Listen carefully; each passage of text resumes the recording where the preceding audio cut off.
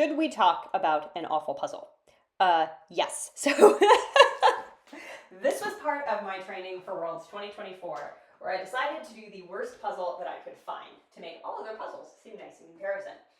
This is a Ravensburger 1,000-piece that is called Dogs Galore. At least I call it Dogs Galore. And what it is it is a photo collage of a couple hundred dogs against a same color blue background, light blue background. So basically all you have is fur. You have lots and lots and lots of fur, and you really have nothing else. And so I decided to start the puzzle by trying to build the border. My thought was that basically this whole puzzle is going to suck. If I build the border first, that will at least give me some places to build off of. And then if I can start to see patterns in the dog fur, I can pull those and assemble them approximately where they should go in the puzzle. This was a good thought. This was partially thwarted by the border was really hard. There are so many dogs in this puzzle that it was hard to actually see how the border pieces went together. And the other thing is my puzzle table is not large enough that I can comfortably flip and build for a 1,000-piece. And so as you can see, I haven't actually flipped a lot of the pieces. I did start to notice some red chunks as I was going through this. And so as I saw the red pieces, I pulled them out and started to build them. Those were balls and colors that different dogs had.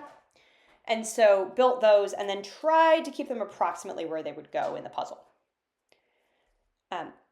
But this is very slow going right now. Right now I am more than an hour into the puzzle. I don't have the border done. You can say maybe I barely have the border done, and I have a few dogs who are starting to sort of emerge, right?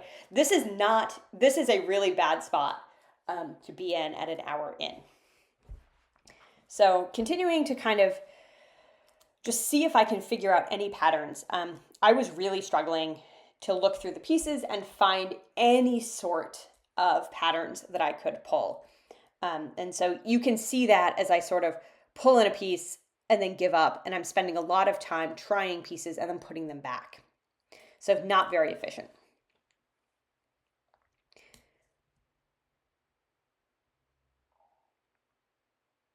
The lighting in the room here also really wasn't helping. It was nearly impossible to see the difference in the pieces, on the patterns in the pieces anyway, and then I decided to do this with terrible overhead lighting. At the time I was like, oh, this is great, because, now if there's bad lighting in the dome at Worlds, I'll be fine. But in retrospect, this puzzle took me 5 hours, 6 hours, and shouldn't have. It was a little bit dispiriting to train for Worlds on one of the hardest puzzles that I could train on, because then you get to Worlds and you're like, oh. And, also you're going in and you're comparing your times to everybody else and you're like, oh my gosh, I am terrible.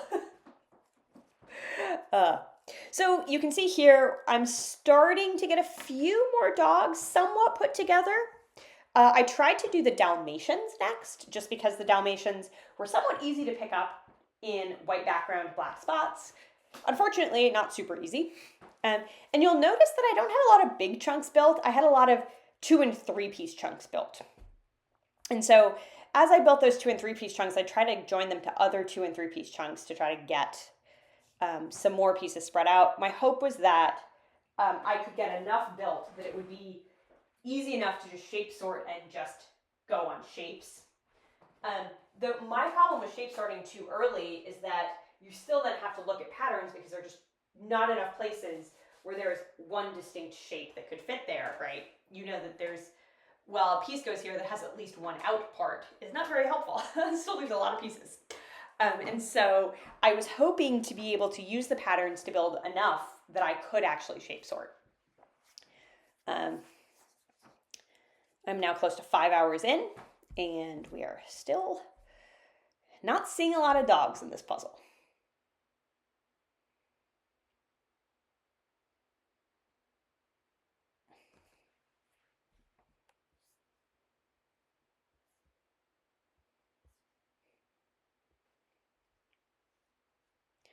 So yeah, it's a lot of hunting and trying to fit pieces in. You know, I don't actually know what I would do strategically differently is the problem with this puzzle. I think it's just the way this puzzle was. Um, I just really could not see the differences in the different dogs to be able to build dogs. I think if I say we're at team like a team's competition and I was working with someone who was really really good at sorting, I would just give up and be like, please sort and tell me. However, you know, that was not the case. I was working on this on my own, um, and you know, could definitely feel myself getting frustrated because the progress was so slow. The good news is, so we're, you know, we're over 3 hours now, but it is getting to the point where you're starting to see some chunks left. And you're starting to see places where I could conceivably shape sort and figure it out. Like there's some gaps of 2s and 3s that would be shape sortable. And so I'm not shape sorting quite yet, but I'm getting closer and closer. I'm doing a lot of hunt and place, but it's at least more efficient. This puzzle was also really tricky because so many of the dog's fur was so similar that it was very hard to tell, oh, is this like the leg of this dog over here, or the head of this dog over here, or the body of this dog over here? And so it actually went very slowly. This puzzle I filmed over many, many days because it was really a challenge for me. You can tell at this point I'm getting impatient and I just want this puzzle to be done. I am holding the pieces in my hand, which is a strategy that I use when I have pieces that are sorted, generally shape sorted. I'll hold them in my left hand outright, and I'll try to place with my right hand as quickly as possible. I was definitely reaching a point where I was like, just get this puzzle done, get it off my table, and let me run some 500s.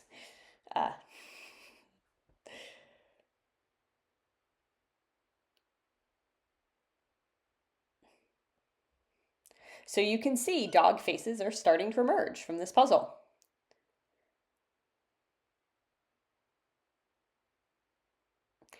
I was also, to be fair to myself, casually puzzling.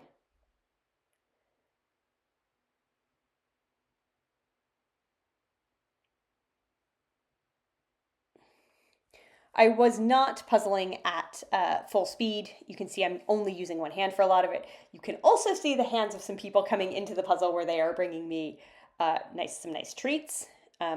For example, the coffee that is located on the windowsill next to me was a mid-puzzle treat.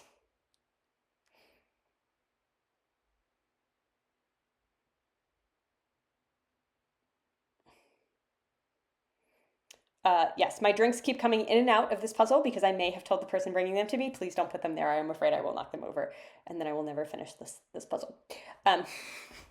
This is me rushing to be done. I needed my table back for a speedpuzzling.com competition, and it was not going well. So you can see now I am actually shape sorting along the top edge. So basically I'm grabbing a piece, trying to see if I can fit it in, and if I can't, I'm putting it shape sorted at the top. Holding the pieces in my hand to try to fit them. This is I had 15 minutes until a work call, and so I was moving as quickly as I could to try to get all these pieces in, kind of racing to my Zoom call. And I made it. There we are.